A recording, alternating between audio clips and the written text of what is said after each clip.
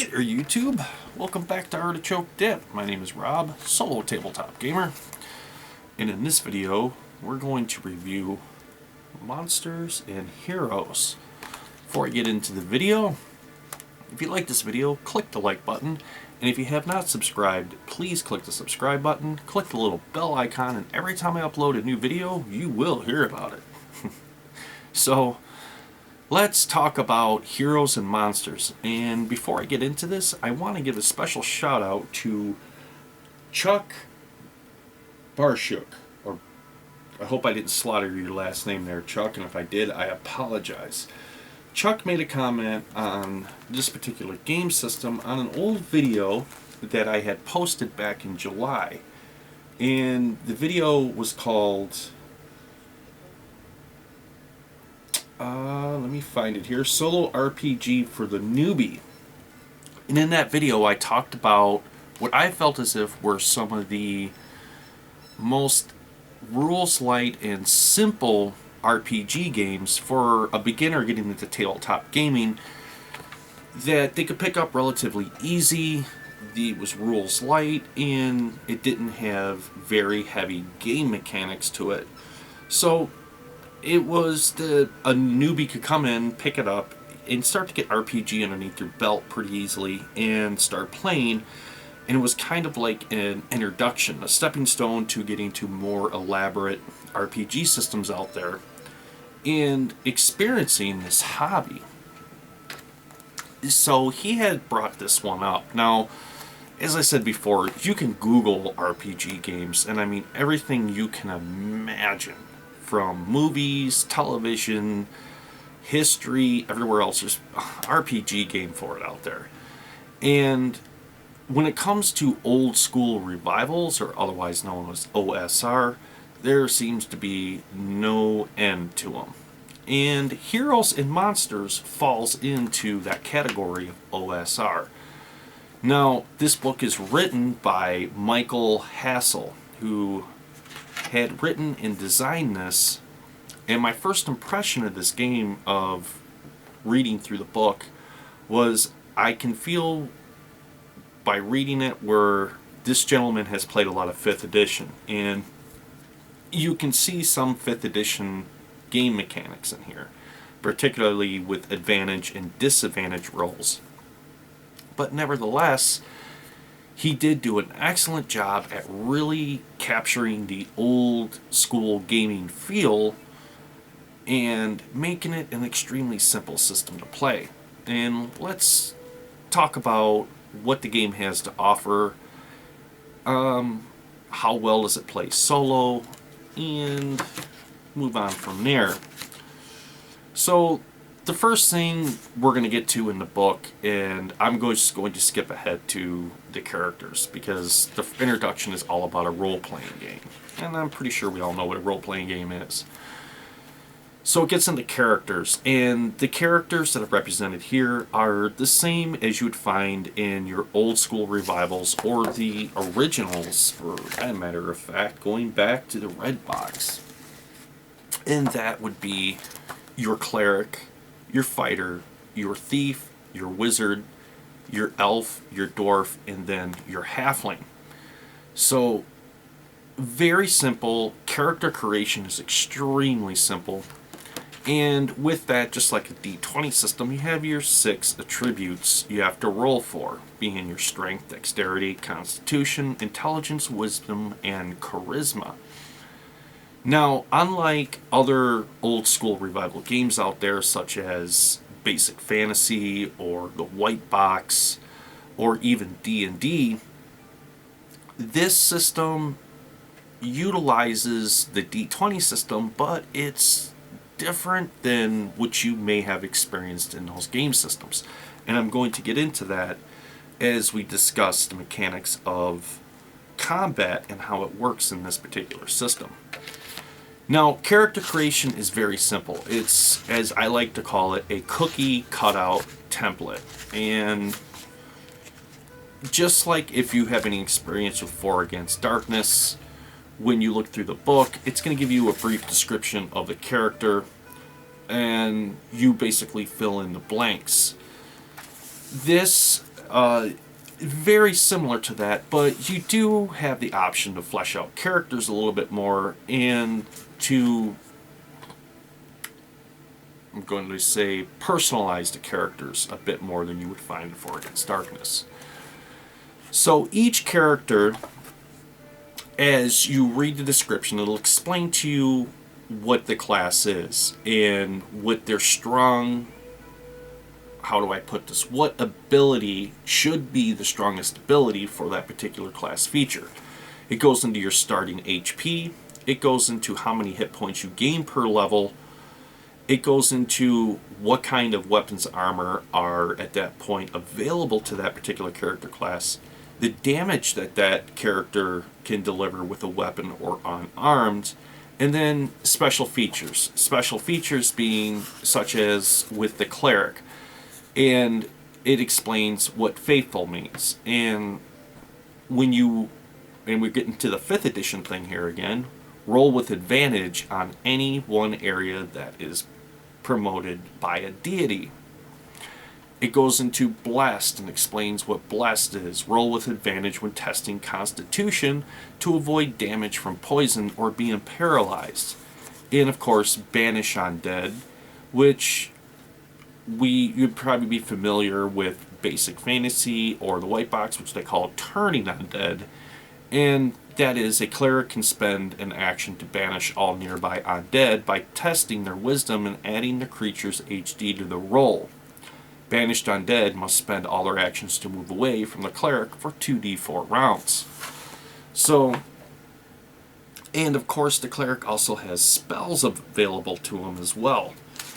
Now I'm not going to go through every single character and read every single feature on it. I'm just giving you an example here of what to expect with the character creation. So when it comes to character creation, they give you the outline of the class here. It's left up to you at that point to decide an alignment and to roll for your attributes. Now, they do put a cap on this game system with attributes. A starting character can have no attribute above 15 and nothing below 7, which does rather restrict your character. And all characters start out, I guess you could say, on an even playing field as far as their abilities. But as they progress and level up, they can at that point add to their attributes, building those up stronger as the character progresses through the game, which gives you the opportunity at that point to be able to detail your character more through play rather than starting your character out customized exactly the way that you want it right out of the gate. So that's one thing to keep in the back of your mind when looking into this game system. If you're the type of player to where you really enjoy the character creation process and creating a very unique customized character that you like to start the game with and not being restricted, this game may not be for you. But if you are new into RPG, you don't know where to start or where to go, this is a very, very good introductory game system for you to get into because it's very simple. And the nice thing about the book is you can read this entire book in about a half hour and within an hour be playing it. So once your attributes are rolled, you decide on your alignment. I have to admit, I like the way that alignment is presented in this book, and I wish more RPG systems would actually do this. And they break the alignment up into 2 categories, which is order and chaos. Now, order being you're a lawful character, you abide to, at that point, a more structured society and cultural background. Whereas of chaos has more to do with if you are more of a chaotic character, such as perhaps if you come from a nomadic background to where you don't have a hierarchy of laws and social structure. Now, of course, with the chaos, or it goes into evil as well. So you could be chaotic evil, or you could have order and be what they consider lawful good, or there's neutral. Neutral meaning you do not, at that point, apply yourself to either one of those beliefs, and you're just neutral.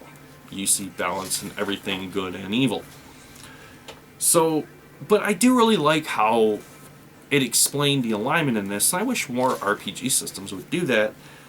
Some of them can become overwhelming when you read the alignments, and there's so many different choices to alignments. I'm going to use the more modern versions of D&D, for example, here, like chaotic neutral, then there's chaotic evil, then there's chaotic good, then there's lawful good and lawful evil, and it just goes on and on and on and on. Whereas this streamlines it and makes it more simple to be able to choose an alignment. Now, as far as, I'm going to say, compared to older versions of the old school games, such as this, there are large differences with this compared to this. One of the first things about this particular game system that is going to be different compared to more modern D20 systems is rolling high is not a good thing. It's a bad thing. As a matter of fact, you want to roll low. Low is better. And when it comes to rolling on a D20, a 1 is automatic success, a 20 is automatic failure. So if you're new into gaming and you have started out on D20 systems, this type of thinking may be a little bit backwards to what you're thinking as far as gaming. And that can be confusing to some new gamers. But if you look at the older school tabletop role-playing games out there, and the way that I have explained this is the simplest way I can explain it. The old school role-playing games utilized subtraction for everything. So everything went towards a negative number. Whereas the more modern games use addition and everything's going towards the positive number. So if you're playing, let's say, 5th edition D&D, you're going to roll the 20-sider, you're going to add your bonuses, and you want to try to reach a higher number to be able to hit your opponent.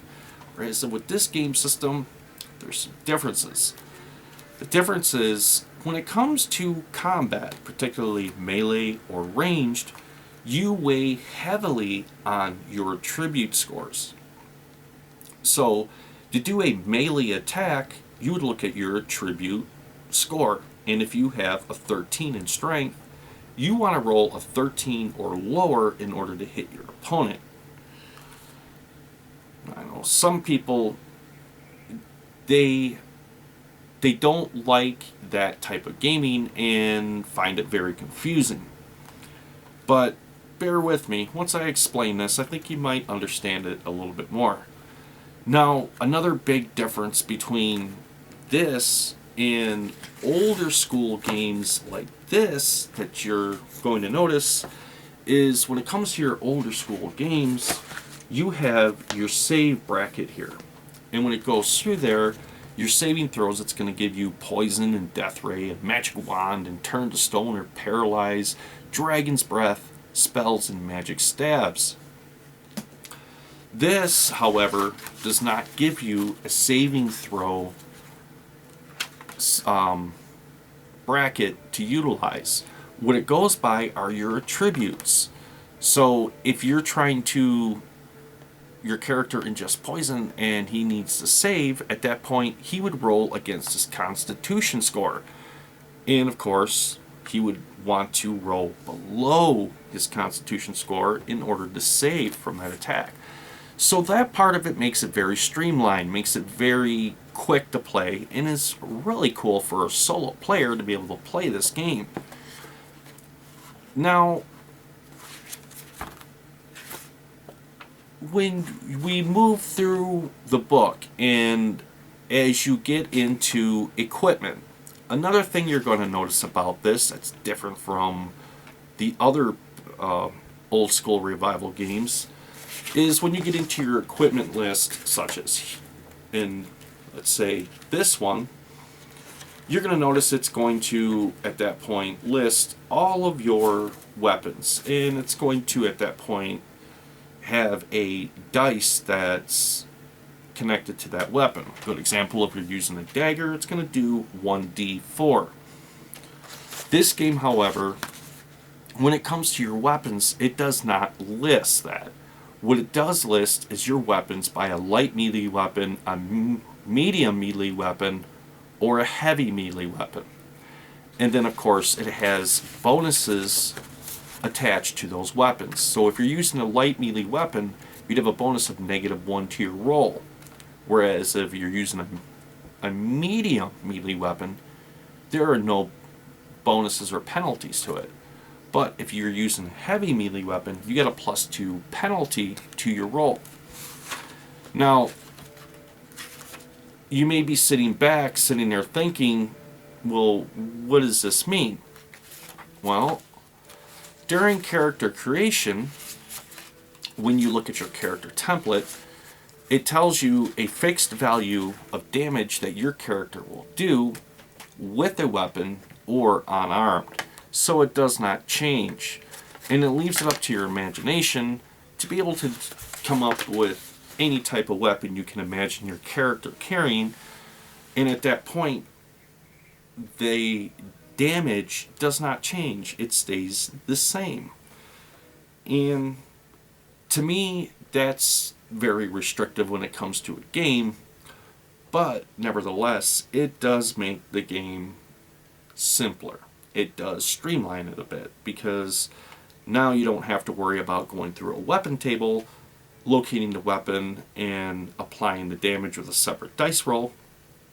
And in my opinion, to an extent, it takes away from that gaming experience, but at the same time, with this system, makes it more streamlined, and at that point, you don't have to worry about adding the extra dice. You already know the damage your character is going to do with that particular weapon. So, and you get back to the advantage or the disadvantage thing. Now, when it says, when using a weapon not listed in their class, combat tests have a disadvantage.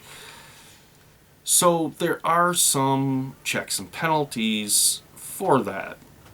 A good example, if you had a cleric and decided that you wanted your cleric to use a two-handed sword, well, at that point, you're going to be rolling disadvantage every single time. And considering it's a two-handed weapon, you're also going to get the penalty for a two-handed weapon, which is going to be +2 to your roll. So the checks and balances are there, but it's just a different way of, how do we put this, utilizing the game system and making it more streamlined, if you will. Now, aside from that, it moves into your adventuring gear, and as you would expect, it has the cost. It gives you a brief description of what it is.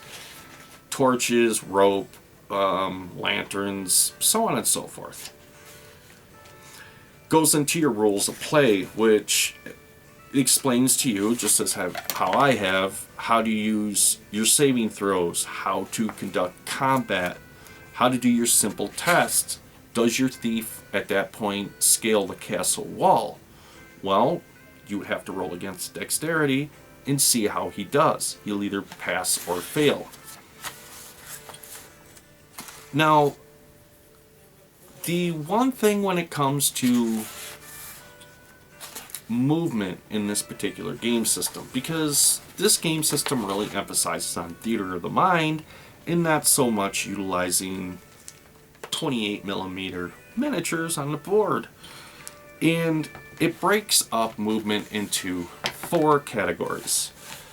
Those 4 categories are close, which would be the encounter in your face, to 5 feet away. Nearby, which is anywhere in the neighborhood of 5 feet to 60 feet. Far away, which is anywhere from 60 feet to 120 feet. To distance, which is beyond 120 feet. Now, for me, I know with my personal gaming, I enjoy using miniatures, so I would personally change that, and I would utilize the feet increments with my miniatures on my terrain tiles when using this game.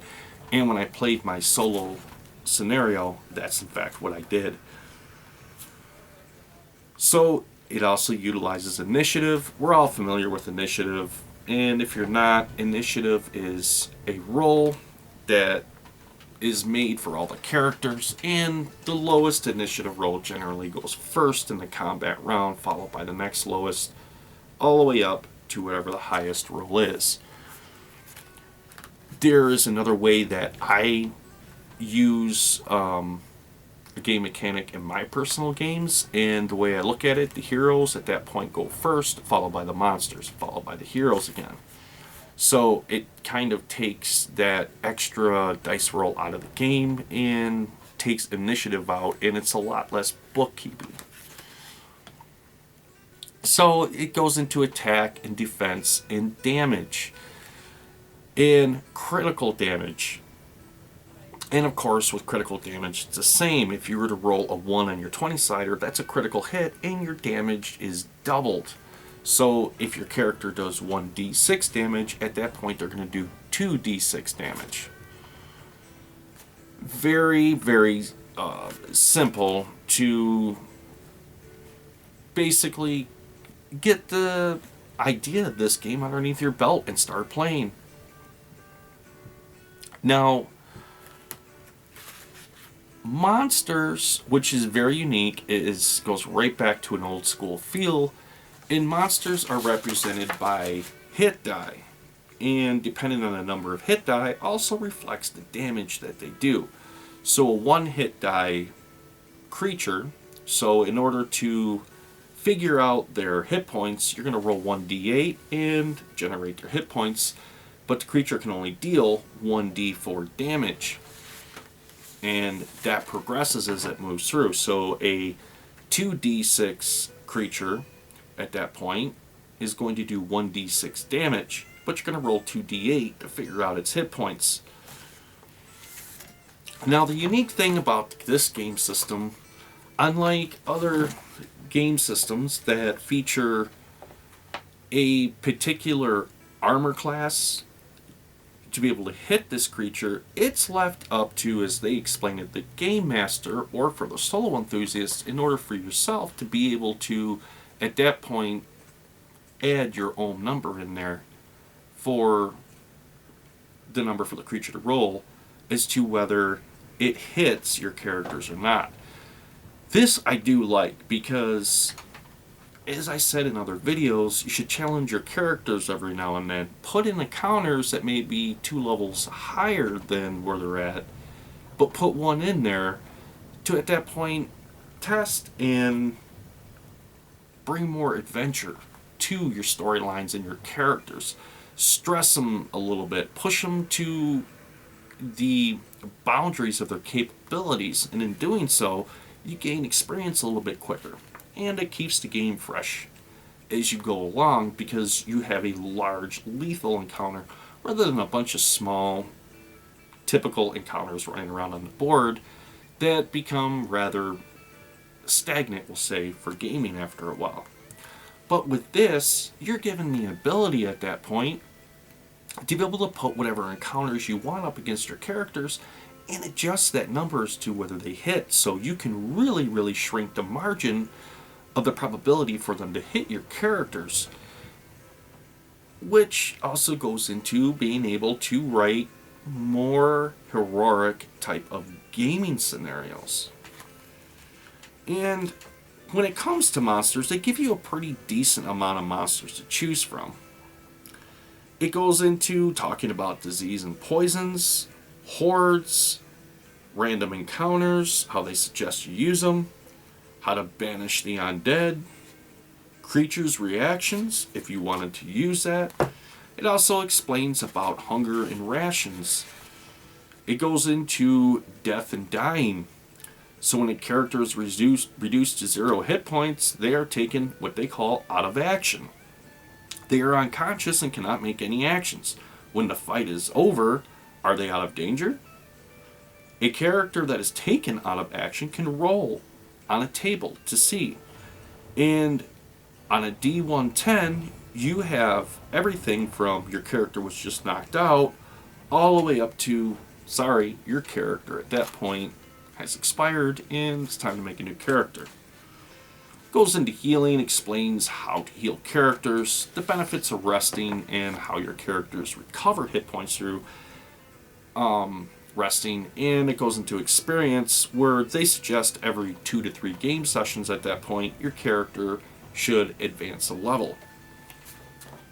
And of course, once you advance a level, at that point your characters gain more hit points, and you can roll against an attribute score that you want to try to advance. Now, if you roll at or below that attribute, you advance it. If you roll above it, well, you gotta wait another level. And of course, it goes into spell casting. Now, spell casting really isn't any different from any of these games. It assumes that your wizard has a certain number of spells that they can memorize per day and that they can cast, but they cannot recast them again until at that point they get sufficient amount of rest to be able to cast them again. Which, it's not a bad system to go, but with some other RPG systems out there where you use power points, it's really cool because you can take a simple spell and beef it up and make a simple spell extremely lethal. Whereas in some of the older systems here, well, not so much, and you're limited. So let's move on and see which more this book has to offer.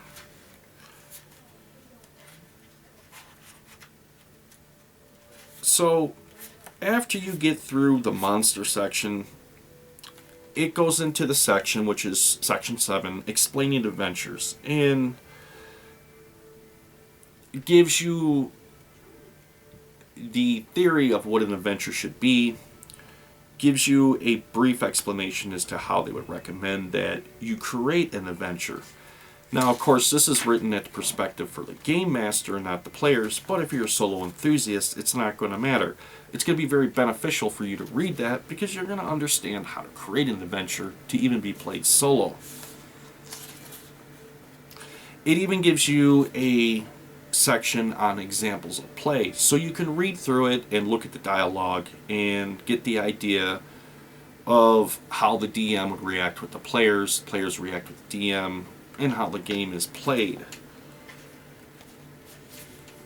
It explains to you about themes, going through exploring the unknown, how to create heroic characters, dangers, how to add danger into your world, and wonder.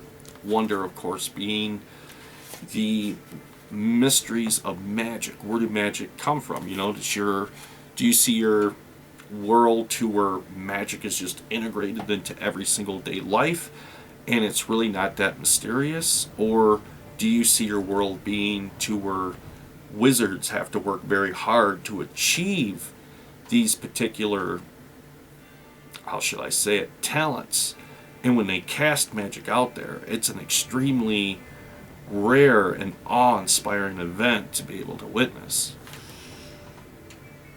Now, it also has a section into veteran characters. So, as your characters at that point reach 3rd level, they consider them heroic. And then when they reach 5th level, they are epic level characters. And for this system, I could see that.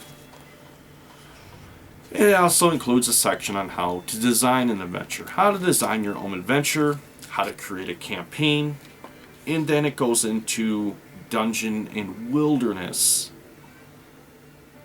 So it explains how the GM may decide to design a map of the world and put dungeons in it, and It explains that the wilderness map is created using hexagon paper, with each hex representing 6 miles, and having a primary terrain and possibly an interesting feature. So, and of course, inside each terrain, what they're explaining is within the 6 miles, there's probably something interesting for your characters to explore and find. It explains dungeon doors, how your characters can get past a dungeon door. It goes into light, the illumination of light, and I touched on that in some of my other videos. Whereas in here, they recommend that torchlight and lanterns will illuminate a 30-foot radius. Now, this is very unique, getting back to how this is the theater of the mind, and even with movement, they break it up into 4 categories, where the 30-foot radius of light is kind of, how do I put this? If it's theater of the mind and you're not utilizing anything on the board to represent where the characters are, the fact that you have a 30-foot illumination of light really wouldn't have much bearing on the game. Now, some people may argue with me at this point, but typically, if you think about it, a 30-foot radius. So, if you're giving a foot amount of a radius of a light source, then you figure that would be reflected from where your particular miniature is at on a board and the surrounding terrain features around them. And if we go back to movement, where nearby 5 to 60 feet, so my question is, and the reason why I like to utilize miniatures and with my game system, so 5 from 60 feet, if your torch can only illuminate 30 of that, how do your characters see possibly any enemies stalking in the shadows if they're nearby from 5 to 60 feet? Because if it can only illuminate 30, well, there's extra 30 feet that those things can be hidden. So that's one of, I should say, the parts of the book that I kind of critique a little bit. And where if you use the system, I kind of strongly urge you to create your own time and movement table and represent it in a 3D way to be able to see it. But nevertheless, a lot of you enjoy theater of the mind, so I'm going to leave it at that. I'm just pointing out it's one of the things in the book that I noticed I was kind of like, okay. So the next section it moves into is listening at doors. And of course, do you hear creatures on the other side of the door? And it goes back into playing styles. What kind of style role player do you like to be? Do you like to just kick the door in and go in and slay everything, or do you like a more tactical approach to where you listen and see if there's anything in there, and then at that point formulate a plan to get the upper hand in the element of surprise?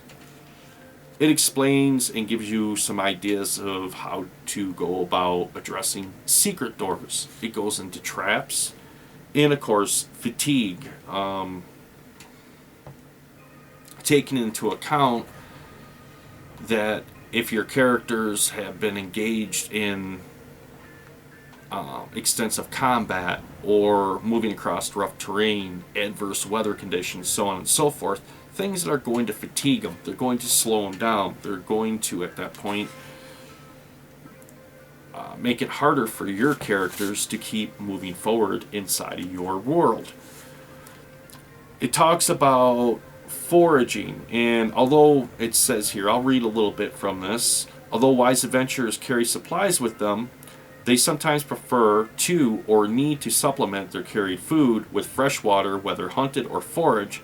Characters who are traveling can gather food while on the move. If the party move at only 2/3 of their normal per day movement rate, they can gather from hunting and foraging half of their day's food at the same time. So there you go. That's how they suggest it. they would recommend Foraging. Then it goes into finding treasure, magical items, how to create magical items, detecting and understanding magical items. And towards the end of the book, it goes into giving you some examples of characters that they have made that if you didn't want to take the time to roll up a character, you could always just go straight to the back of the book and use the examples that they already have pre-generated to play. And then, of course, in the very back, goes into explaining open game licensing.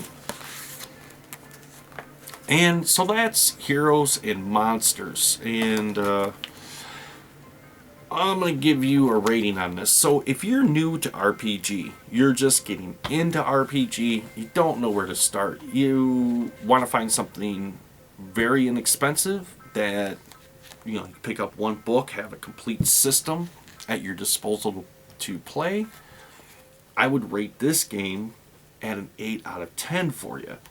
Very good. It's going to give you a very good, solid, foundational understanding of a role-playing game system. It's very rules light, very simple to learn and play. Now, if you're a veteran gamer and you've been into role-playing games and you've advanced past the basic D&D and you're into other systems that incorporate more complex gaming mechanics, give you more options as far as character creation, class, race, so on and so forth. This game at that point, if you wanted to incorporate this into your library and use it, I'm going to give it, be honest with you, a 5. And the reason why I say that is if you're looking for a simple, and I'm talking about the veteran player here, not the person new into it. But if you're looking for a solitaire game system for a classic dungeon delve to pull out that's quick and simple, at that point, For Against Darkness would be a good system for that. Because they give you a dungeon generator in the book, whereas if this does not give you a dungeon generator. And the one thing that I did notice about this book that I thought was not represented here, and it should have been represented, was explaining to you the difference between what is a good dungeon and what is not really a good designed dungeon, right? And even the older game systems went into explanation about that. Gave you some examples showing you how they would recommend to draw out certain corridors, so on and so forth, how to incorporate them and keep it dungeon balanced, whereas this does not do that. But nevertheless, I'm going to say it's a pretty good system. Don't mind it. Is it going to be one of those game systems that I'm going to pull out and play over and over again? No, really it's not. I'm going to shelve it into my library. What I would personally, use this for is this would be good for miniature skirmish, is what it would be. Utilizing the cookie cutout characters in here and the fixed damage amounts. But I have to admit, For Against Darkness does a way better job of that than even this would do. But I have to say, I'm talking from the veteran gamer perspective and not the new game perspective. For the new gamer, this is going to be an extremely informative and very simple system for you to learn and comprehend. It's going to be cheap for you to get your hands on, and this is all you're going to need. This and a set of dice and some paper, and you're going to be RPGing in about an hour, because it's about a very simple to read. There's really nothing in here that's, how can I say, advanced, I should say. As a matter of fact, I find this system more basic than the original basic system. This system has more complexity to it than even this one right here. But that makes it streamlined and it makes it interesting. So if you're new into RPG and you're looking for somewhere to start and you want something cheap, easy, that's a game system unto itself that you can be playing within an hour, and it'll give you hours of replayability and be able to give you, as I said, a good foundational understanding of role-playing games, how they are meant to be played, how they are structured, so on and so forth. This is a good game for you to look at. And I'm going to leave a link in the description box to where you can find this for about $10. So, moving on, one other thing I wanted to touch on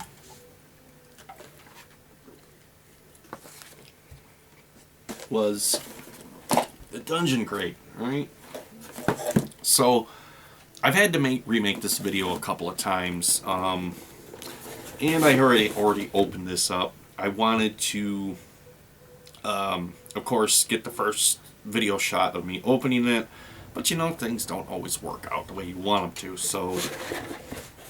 But I just wanted to cover the dungeon crate and talk about it. So, when I first got my first dungeon crate, and as I said, it's good for the solo RPG enthusiast because it already gives you a pre-written out adventure in it.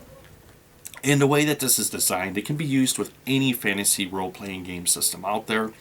Of course, it is written to favor 5th edition D&D and Pathfinder, but with very minimal work, you can adapt this to any RPG system you're using. As a matter of fact, I've been using RuneQuest, and the first one was really cool. Got a couple of cool miniatures in it, got a really cool map, got some cool stuff with it, and I enjoyed it. So I got the second one, and I've been waiting patiently, I guess we'll say, to receive it. And I want to talk about what I got in here and some of the stuff that well, let's just start this way. So, what I have personally noticed with people that I've talked to through Facebook, even comments on my YouTube page, and just overall people that I've met at local game shops and everything, is the fact that the majority of gamers that enjoy tabletop role-playing games tend to be a little older. And I'm not saying there isn't younger people into this, because as a matter of fact there is. And so I kind of didn't understand this, and I'm going to show you, because it's not something I would foresee myself doing to myself or a lot of other people that I know, unless you were, like, I don't know, 8 years old. And that would be this. These are tattoos. And I looked at this and I'm like, huh, okay. Thinking, no. So, as I move through this box, and I came across a few things that, how do I put it? I kind of wasn't really happy with the Dungeon Crate this month. A couple of things I was very happy with, but a couple of things I was just like, really? This being one of them. So they give me this business card looking thing. Hold that up there so you can see it a little bit better. Right? Make a basic character. And of course they give you the dry erase marker to write your stats out on.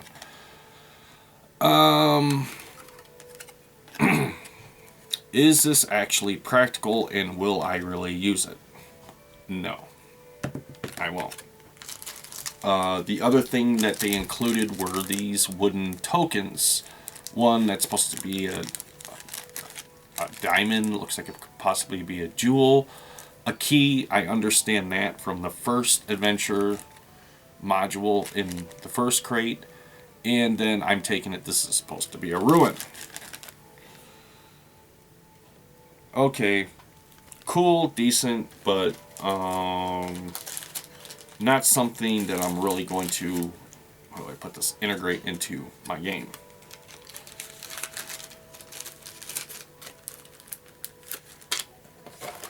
Now, the cool thing for you guys out there that are just getting into minis and you're looking to buy some minis,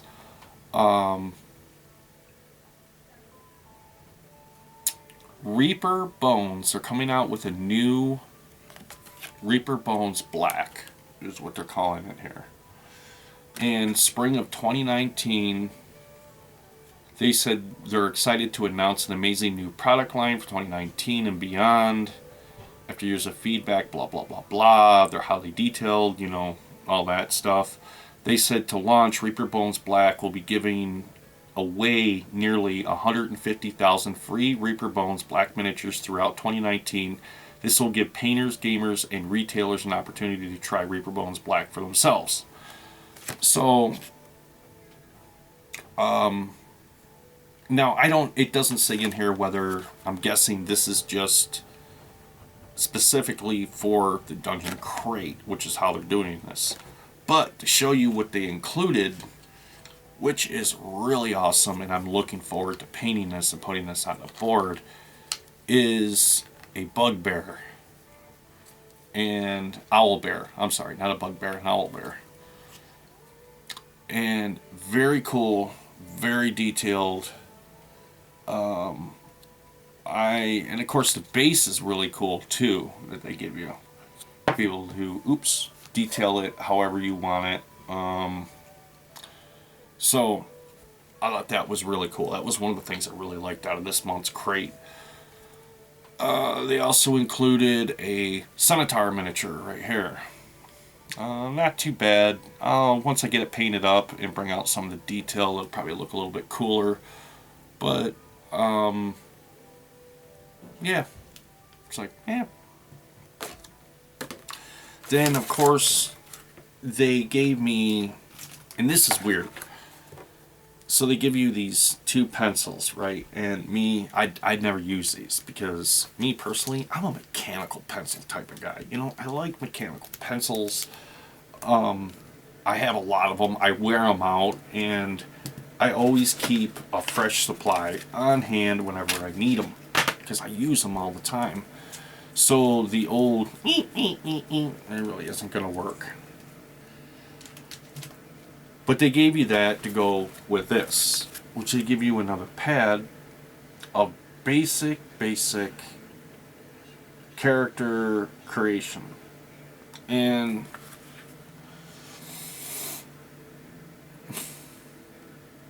okay, so this is a cool idea. It's a really cool space-saving idea. I have used this idea in the past, but what I like to do is use an index card and just write down all your stuff. Particularly if like I'm playing basic D&D or basic fantasy. Do that all the time. This is cool. Will I use it? Yeah, I probably will. But I just, you know, I'm looking at this and thinking to myself, it's kind of like, why? Why would you give me a pad of this? And considering, I know for a lot of you out there that play 5th edition D&D and so on and so forth,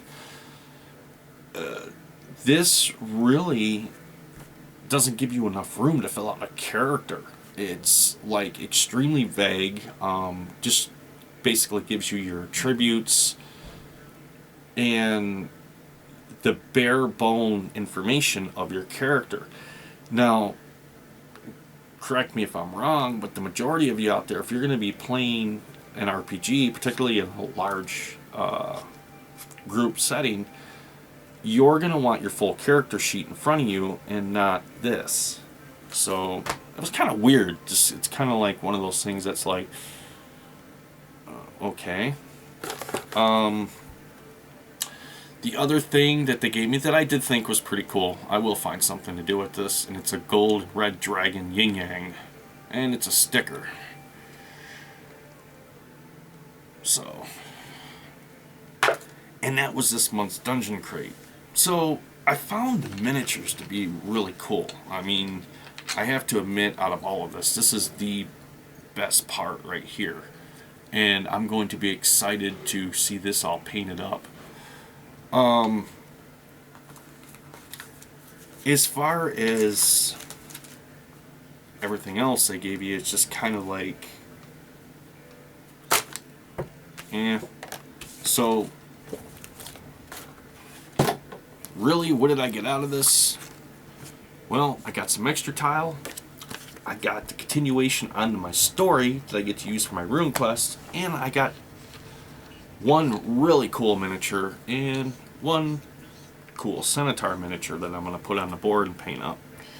And that's about it. So how do I rate, the Dungeon Crate? Well, I still say for the solo enthusiast, it's pretty decent, because let's face it, sometimes you run out of ideas, and sometimes it's pretty cool to be able to get a pamphlet that has a story already contained into it, and you just flip through it, read the caption, make a decision as to what you're going to do, and move on from there with your character or characters, and continue on through the story. Now, I'm going to keep the Dungeon Crate going. This is the second of the third, and I'm going to see how the third works out. Now, if the third crate is just absolutely, how do I put this, ridiculous, meaning if I get a box of crayons and a coloring book with it, yeah, we're not, no. But, I guess we'll see from there on out. So anyways, my friends, that's going to conclude my video. I hope you enjoyed it, particularly on heroes and monsters. And once again, thank you very much, Chuck, for giving me this suggestion and being able to get this out there and have other people, realize what is out there for old school role-playing and how well it works for a solo enthusiast. So from the bottom of my heart, guys, thank you so much for tuning in, for watching this talking head on your computer screen or whatever device you're using to watch this with. And thank you very much. Thank you, thank you. I cannot thank you enough. And if you liked it, please click the like button if you liked it. And if you haven't subscribed to my channel, please click the subscription button, click the bell icon, and you will be notified every time I upload a new one. And with that being said, I think it's time I get back into Ruin Quest and moving on with this. Alright, my friends, you have a great week, and I will talk to you next weekend. Artichoke Dip out.